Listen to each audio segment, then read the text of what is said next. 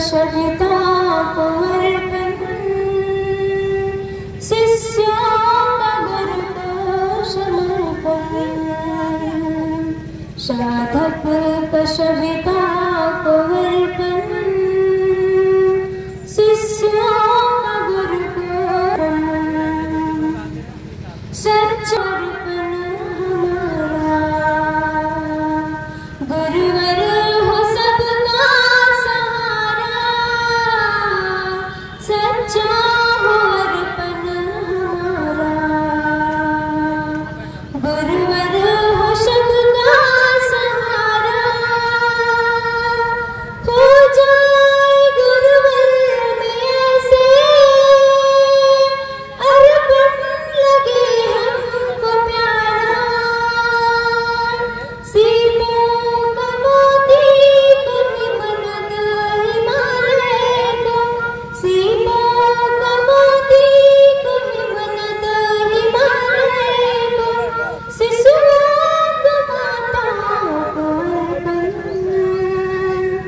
साधक कशवितापवर्पन् शिष्यामगुरुपशमर्पन् साधक कशवितापवर्पन् शिष्यामगुरुपशमर्पन्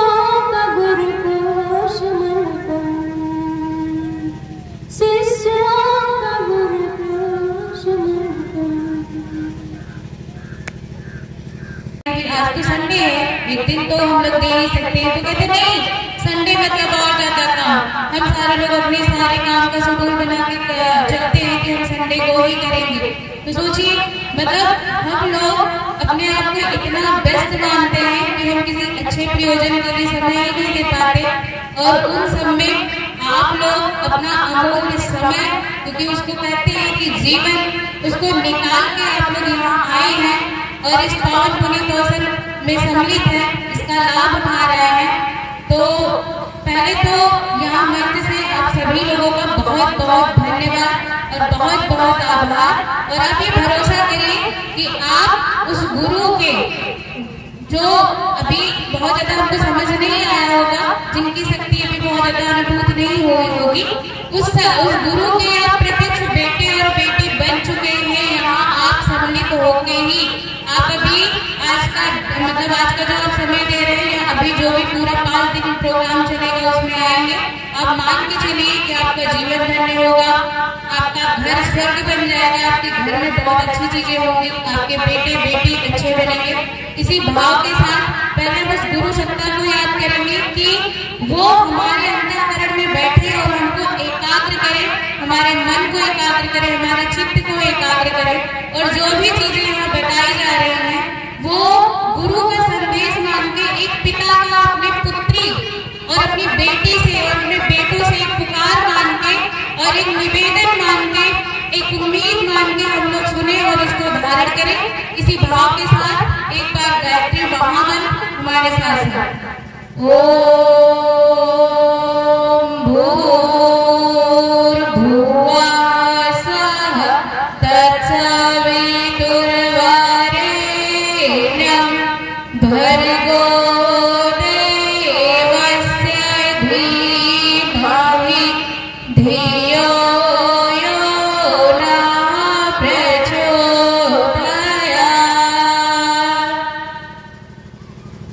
आज देखिए, जो है जब भी हम बात करते हैं कुछ अच्छा बनने की या कुछ करने की, तो हर माँ बाप की उम्मीदें होती है कि हमारा बेटा अच्छा बने, हमारी बेटी अच्छी बने, वो अच्छा काम करे, सब कुछ होता है।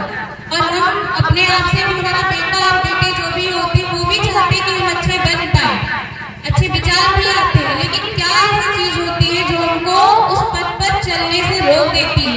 वो है हमारे मनोबल की शक्ति। वो बहुत कम हो गई है। हम चाहते तो है अच्छा करे, कौन नहीं चाहता कि हमारा परिवार बहुत सुखी हो, कौन नहीं चाहता कि हमारे घर में कोई नशा न करता हो, कौन नहीं चाहता कि हमारी बेटी आसमान न छुए, कौन नहीं चाहता हमारा बेटा हमारे मतलब ऐसा सहारा बने कि हम जिससे बेफिक्र होकर बात कर पाए। हमारा बेटा जब हम वृद्ध हो तो वो हमारा सहारा बने, वो हमें वो चीजें दे जो हम उम्मीद करते हैं। अगर हम लोग अपने आसपास देखें तो उसे समझ सकते हैं कि या क्या ऐसी चीजें हो गई है कि हम उम्मीद तो वही पुराने वाले लगाए हैं, लेकिन ऐसी क्या चीजें हैं जो आज मिस हो गई है, आज खो गई है। और आज हमारे अगल बगल इर्द गिर्द जिस भी क्षेत्र में हम अपने आप को देख पाते हैं, उस वहां पर, उस जगह पर हर व्यक्ति अपना धर्म नहीं निभा पा रहा है। एक बेटा एक अच्छा बेटा नहीं बन पा रहा है, एक बेटी एक अच्छी बेटी नहीं बन पा रही, एक बहू एक अच्छी बहू नहीं साबित हो पा रही, एक माँ एक अच्छी माँ नहीं साबित हो पा रही। कहीं ना कहीं कहाँ से वो कमी आ गई? वो बस बात कमी यही आ गई कि हम चाहते तो है अच्छा बनना, लेकिन हमारा जो अंदर की शक्ति है, जो हमारे मन की शक्ति है, वो बहुत खो गई है। पुराने टाइम में हम लोग देखें, जितनी भी महिलाओं की बात करते हैं, चाहे वो कहानी के रूप में हम सुनते हो या कैसे भी करके, सती सावित्री को भी जानते हो या झांसी की रानी को जानते हो, उनमें एक चीज बहुत ज्यादा चलन में थी, मनोबल। वो जो चीजें सोच लेती थी उसको कर देती थी। पुराने टाइम में लोग कहते थे ना कि आप बहुत ज्यादा परेशान नहीं हुई, किसी के घर में एक अच्छी महिला आ गई, एक अच्छी बहू आ गई, वो पूरे खानदान को बदल देगी। किस देश में करते थे? क्योंकि उनकी आत्मशक्ति इतनी ज्यादा मजबूत थी कि वो अगर चाह लेती थी कि उनका पति भी शराब पी रहा हो, दारू पी रहा हो, तो छुड़वा देती थी। उनका बच्चा धर्म में भी चल रहा हो, पढ़ नहीं रहा, कोई भी चीज कर रहा हो, उनमें इतनी शक्ति होती थी कि वो जो है अपने बेटे को सही मार्ग पर ले आती थी। वो कहाँ गई हमारी शक्ति? कहाँ सो गई? कहीं ना कहीं हम खुद को भूल गए हैं। हम नहीं समझ पाते कि हम जो है, हम जिस बेटे को या बेटी को, जिस बच्चे को 9 महीने गर्भ में धारण कर सकते हैं और पूरी सृष्टि में किसी के पास ऐसी संभावना नहीं है जो हमें ईश्वर ने दे दी है, महिलाओं को, औरतों को, बच्चियों को जो दे दी है, वो ऐसी नहीं दी है। आप इतनी पीड़ा सह लेते हैं, एक माँ को इतना दर्द होता है। हम लोग तो अभी पुस्तकों में ही पढ़े हैं, लोगों के अनुभव में ही सीखे कि इतना दर्द होता है। इतनी किसी की एक बार में 10-20 हड्डियां चर्म से अगर टूट जाए तो उतना दर्द होता है एक बच्चों को जन्म देने में। आप सोचिए, आप इतना दर्द सह के इस संसार में एक नए जीव को जन्म दे रही है, तो क्या आप इस अपने बच्चे को, अपने घर को बदलने की ताकत नहीं रखती है? बेशक रखती है। बस आप ये सोच लीजिए कि हमें करना है, और हर हाल में हम बहुत ज्यादा दूर तक तो नहीं पहुंच पाएंगे, लेकिन हमारे घर के बच्चे, हमारी बच्चियां जहाँ भी निकलेंगी वो एक मिसाल बनेंगी, लोग धन्य हो जाएंगे ये कहते कि अरे ये उस माँ की बेटी है। क्योंकि अभी जब हम लोग बाहर निकलते हैं तो एक ही बात, अच्छा ये पिता के नाम से जानते कि अच्छा वो उनकी बेटी है, हाँ उनका बेटा है। लोग ये जाने रहे उस माँ की बेटी है जिस माँ में ये क्वालिटी थे, ये गुण थे कि वो देना जानती थी, वो प्रेम करना जानती थी। क्योंकि पता है हमारा जो इमेज समाज में जाता है, हम तो घर पे होते हैं, हमारा जो इमेज समाज में जाता है वो क्या होता है? हमारे बच्चे, हर माँ के जैसे हम लोग पे भी निकलते हैं तो लोग जब कहते हैं जरूर इनकी माँ में ये बात होगी, इसीलिए इस बच्ची में।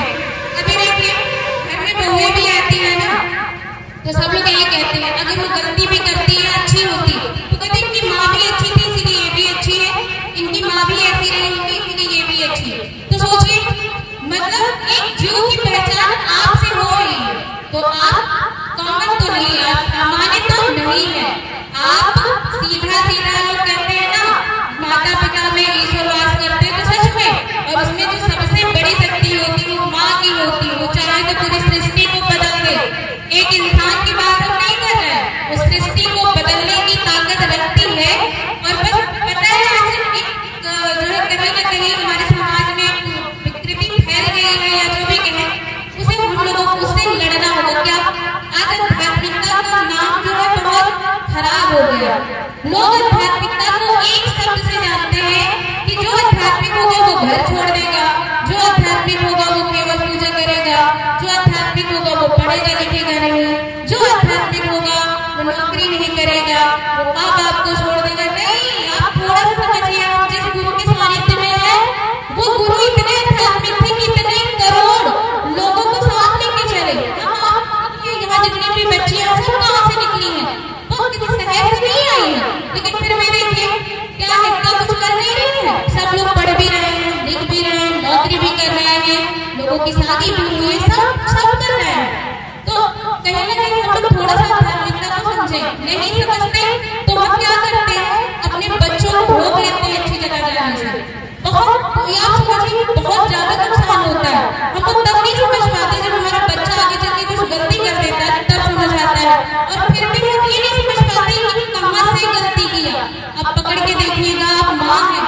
और आप इतनी संवेदना रखते हैं ना कि आपका बच्चा कोई भी गलती करने से पहले आपके बारे में 1000 बार सोचेगा। अगर आप अपने बच्चों में वो संस्कार दे लेंगे तो, और आपका बेटा या बेटी समाज में एक ऐसा नागरिक बन के निकलेगा कि लोग उसको मतलब आपको बार बार धन्यवाद करेंगे। लोग अपने बच्चों को आप जैसा बच्चा बनाने की प्रेरणा पाएंगे। तो हम बात कर रहे थे आध्यात्मिकता की। देखिए आध्यात्मिकता को बहुत ऐसे ही सामान्य रूप में हमारे समझे तो आध्यात्मिकता यही है कि हम अच्छे बन जाएं। हम जहाँ है वहाँ अपने धर्म का पालन करें। धर्म क्या होता है? धर्म होता है अपने कर्तव्यों का पालन करना। जैसे हम कहते हैं ना कि हम आध्यात्मिक हो गए। आध्यात्मिक वो व्यक्ति होता है जो अपने हर कर्तव्यों का अच्छे से पालन कर लेता है। जैसे आज के समय में हर व्यक्ति के लिए आध्यात्मिक होना बहुत जरूरी है। अध्यात्म बहुत जरूरी है, चाहे वो बच्चा हो, चाहे वो स्टूडेंट हो, चाहे वो हस्बैंड हो, चाहे वाइफ हो, कोई भी हो, चाहे वो बहू। कैसे? जैसे देखिए जब हम अपने कर्तव्य को जानते हैं, जैसे मान लीजिए हमें स्टूडेंट है, उसको पता है आध्यात्मिकता क्या होती है, अपने कर्तव्य का पालन करना। तो वो क्या करेगा? अच्छे से पढ़ेगा। दूसरा क्या करेगा? सुबह जल्दी उठेगा। तीसरा क्या करेगा? आप कभी बीमार होगी तो ये नहीं सोचेगा हम लड़की है, हम लड़के हम काम क्यों करें, क्योंकि आज बड़ी खराबी आ गई। पता है आज माए बीमार भी होती है, देखते हैं, लेकिन बेटियां जाके निकल के किचन में काम नहीं कर पाती हैं। उनको पता नहीं कैसे असहज फील होता है। हम देखते हैं आज बच्चियां 10th 12th में पहुंच गई हैं, उनको चाय बनाना नहीं आता। नहीं, और ये बात तो लड़कियों के लिए नहीं कह रहे, लड़कों को भी आनी चाहिए। आप अपने बच्चों की परवरिश सेम करिए, लड़की या लड़का दोनों ही इंसान है। अगर आप बीमार हो तो आपका बेटा हो पास में, तो बेटा भी आपको चाय पानी दे पाए, आपका हालचाल पूछ पाए। बेटी को भी बताइए कि हाँ आप ये भी कर पाए। बेटी को ऐसे तैयार करिए कि आपका बेटा कहीं बाहर हो तो बेटी भी जाके सामान ले आए, सब्जी खरीद लाए। घर में अगर घर बन रहा है तो लेबर मिस्त्री को भी देख पाए, हर काम कर पाए। आप उसको ऐसे संस्कार दीजिए, और ये अचानक से नहीं आएगा, आपको बचपन से ही देना पड़ेगा, नहीं तो बेटियां डर जाएंगी। तो आप पहले तो अपने कर्तव्य का पालन करिए। जब बच्चा आध्यात्मिक होगा तो पढ़ेगा अच्छे से, अच्छा नंबर लाएगा, नौकरी करेगा अच्छे से, नौकरी में भी क्या करेगा? अच्छे से वह भ्रष्टाचार नहीं फैलाएगा, सबके दिल का चहेता बनकर वहाँ भी काम करेगा, चाहे वो आपका बेटा हो चाहे आपकी बेटी हो। तो उसको ये बताना बहुत जरूरी है कि अध्यात्म मतलब यही होता है कि आप अपने कर्तव्य का पालन कर ले जाए। दूसरा, जब हम बात करते हैं कि एक बहू के रूप में, तो बहू भी अगर आध्यात्मिक है तो वो जानेंगे उसे कौन से अपने कर्तव्य का पालन करना। उसका कर्तव्य क्या है? अपने सास ससुर को माँ बाप की तरह सेवा करना। करेंगे, अगर वो नहीं करेंगे तो उसका बच्चा भी जब आएगा वो भी नहीं कर पाएगा। फिर अभी तो हमको क्या नहीं पता होता, क्योंकि अभी हमारी उम्र है, हमें लगता है कि हमें कभी किसी की जरूरत नहीं पड़ेगी, लेकिन पढ़ने वाली है। ये उम्र भी एक बार ढलेगी, सब वैसे होगा जहाँ हमारी सास माँ है या मम्मी है, जो भी है वो वैसे होगी।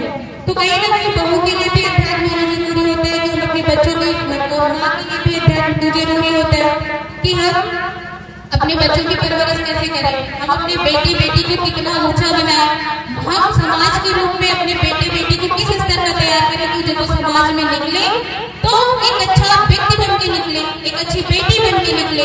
तो इसीलिए ऊपर आप कितना ही कहना चाहेंगे कि अध्यात्म का मतलब बस इतना ही अपने कर्तव्यों का पालन कर लिया। हम जैसे जैसे अपने कर्तव्य का पालन करने जाते हैं हम आध्यात्मिक होते होते कि माँ बाप डरे नहीं, डरने वाली बात नहीं है। आप खुद आइए, जैसे आपको लग रहा है कि अच्छी जगह कोई चीज हो रहा है, पढ़ने के लिए तो बच्चा पढ़ता ही है ना, महीने में 1-2 दिन कोई अच्छी जगह ले जाइए और देखिए कि वहाँ कैसे भी चार परोसे जा रहा है। आप उसको देखिए, आपको तो पता है कि क्या अच्छा है क्या बुरा है। अभी आप इतने पूरे प्रोग्राम के दौरान आपने क्या देखा? एक ही बातें की जा रही है कि आप अच्छे बनिए, अच्छे विचार धारण करिए, घर में आप भोजन भी कैसे बनाइए, अपने घर के लोगों की परवरिश कैसे करें, ख्याल कैसे रखिए, ये सब बताया गया ना। तो अगर आप लोग, आपके बच्चे भी ये चीजें सीखेंगे तो आप बताइए आपका भला होगा कि बुरा होगा? अगर बच्चा अभी क्रोधी स्वभाव का है, आपका जो है क्रोधी स्वभाव का है मान लीजिए, और आपकी सेवा नहीं कर पा रहा है, आप बीमार भी हो जा रहे हैं, आपका हालचाल नहीं पूछ पा रहा है, और वो बच्चा आपके पास आके बैठ के आपकी गोदी में लेट के पूछे माँ आप कैसी हो, या आपका बच्चा अभी कोई भी गलती करके आता है आपको नहीं बता पा रहा, वही बच्चा है और आपसे कहे कि माँ मतलब जो भी गलती की आपसे बता दे और आप उसको बेहतर सजेशन दे ले जाए, तो सोचिए अच्छा हुआ कि बुरा हुआ। तो इस स्तर से हमारे जीवन में आध्यात्मिकता जरूरी है कि खराब जरूरी है ना, जरूरी है कि नहीं? अगर है तो आप उठाए, कितने लोगों को लगता है कि अध्यात्मिकता जरूरी है?